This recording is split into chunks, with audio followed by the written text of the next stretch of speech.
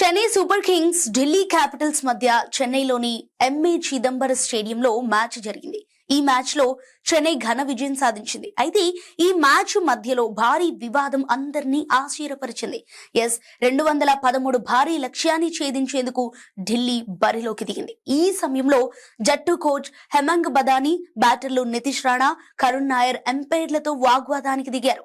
ఈ వీడియో కాస్త సోషల్ మీడియాలో ఇప్పుడు హాట్ టాపిక్ గా మారింది. అక్కడ అసలు ఏం జరుగుతోందో ఎవరికీ అర్థం కాలేదు. ఇందులో కామెంటరీ బాధ్యతలు చేపట్టిన సిఎస్కే మాజీ బ్యాటర్ ఫాఫ్ డు ప్లెసిస్ ఈ అంశంపై వివరణ ఇచ్చాడు. ఢిల్లీ ప్లేయర్ ట్రిస్టన్ స్టబ్స్ ను గ్లౌజులు మార్చుకోవడానికి అనుమతించకపోవడంతో డీసీ శిబిరం అసంతృప్తికి గురైందని వెల్లడించారు. అయితే 19వ ఓవర్లో క్రీజులో ఉన్న ట్రిస్టన్ స్టబ్స్ తన గ్లౌస్ మార్చుకోవాలని భావించాడు.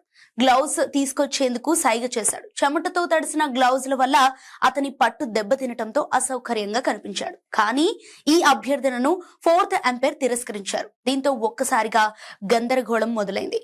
గ్లౌజ్ మార్చుకోనివ్వలేదన్న అసహనంతో ఉన్న స్టబ్స్ సరిగ్గా ఆ మరుసటి బంతికే అవుట్ అయ్యాడు.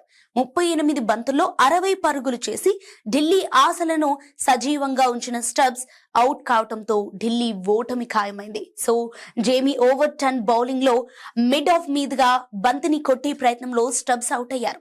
ఆ క్యాచ్ ను నూర్ అహ్మద్ అందుకున్నాడు. స్టబ్స్ వెనుదిరిగి వెళుతూ డ్రెస్సింగ్ రూమ్ కి వెళ్లే దారిలో తన బ్యాట్ గ్లౌస్ ను విసిరేశాడు.